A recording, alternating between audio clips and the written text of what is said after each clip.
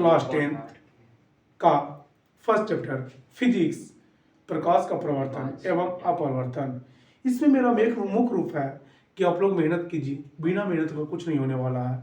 इसलिए हम आज लेकर आए हैं फिजिक्स का फर्स्ट चैप्टर प्रकाश का प्रवर्तन एवं अपवर्तन।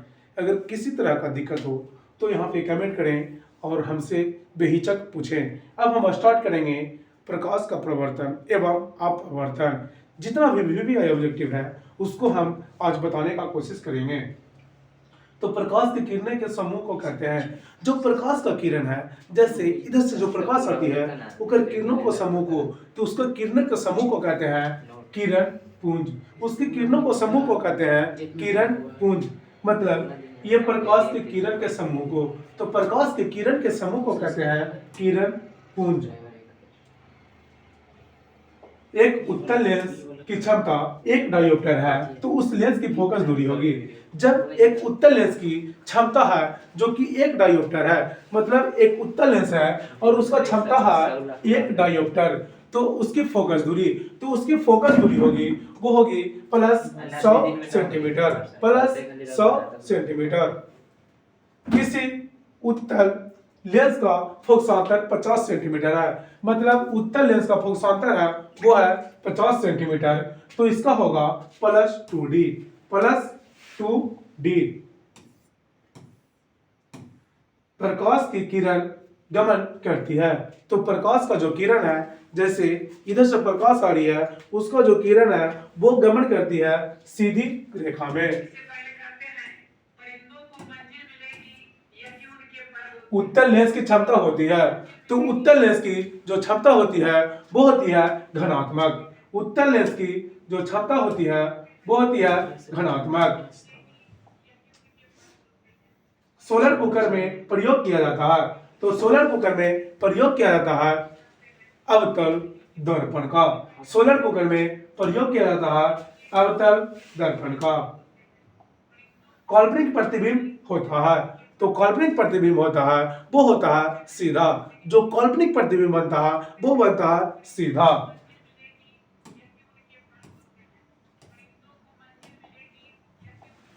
अवतल लेंस की क्षमता होती है, तो हम बताए थे कि उत्तल लेंस की जो क्षमता होती है वो होती है ऋणात्मक, तो अवतल लेंस की जो क्षमता होगी वो होगी ऋणात्मक।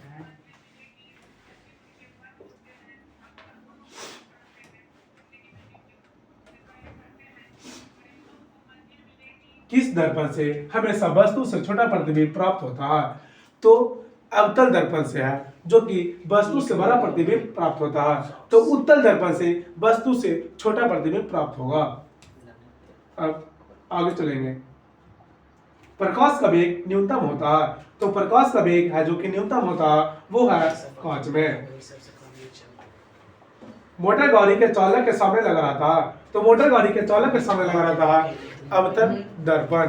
तो मोटर गाड़ी के चालक के सामने, मतलब जैसे कोई मोटर गाड़ी है उसके चालक के जो सामने है वो लगा हुआ रहता है अवतल दर्पण।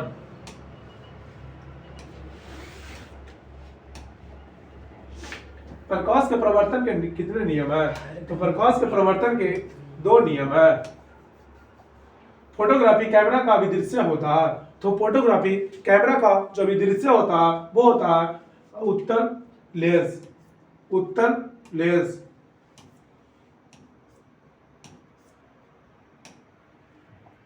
निम्न में से कौन सा पदार्थ लेंस बनाने के लिए प्रयुक्त नहीं किया जा सकता है?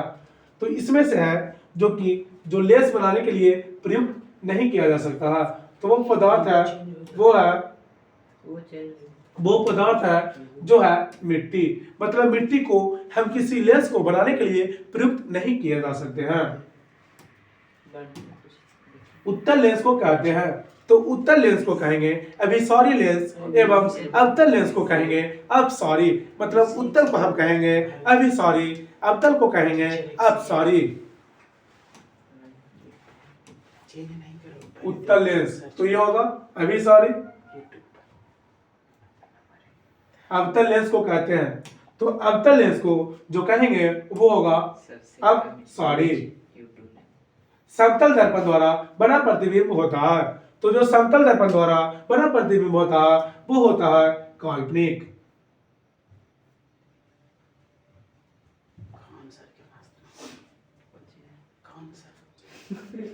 निर्गत किरण एवं अभिलंब के बीच के कोण को कहते हैं। तो निर्गत किरण एवं अभिलंब के बीच के कोण को कहते हैं निर्गत कोण। मतलब निर्गत किरण और अभिलंब के बीच के जो कोण बनता वो होता निर्गत कोण।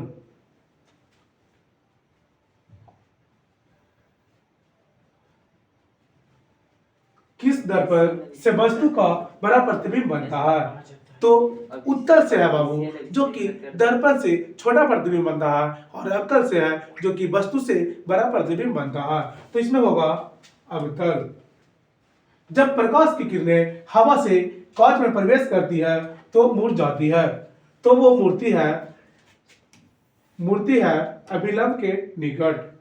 अभिलंब के निकट साइड मिरर के रूप में प्रयुक्त होता है। तो साइड मिरर के रूप में प्रयुक्त होता है उत्तर दर्पण। उत्तर दर्पण जो जैसे गाड़ी के साइड मिरर में, जैसे ये गाड़ी है, अगर ये गाड़ी है, इसके साइड मिरर में जो मतलब देखने के लिए होता है जो शीशा, वो साइड मिरर में होता है, तो उसे हम लोग बोलते हैं उत्तर दर्पण। उत्तर दर्पण।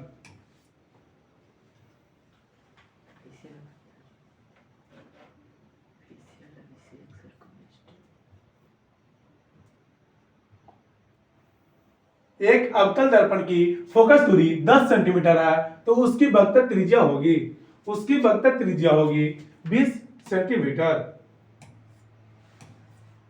मोटर कार के हेडलाइट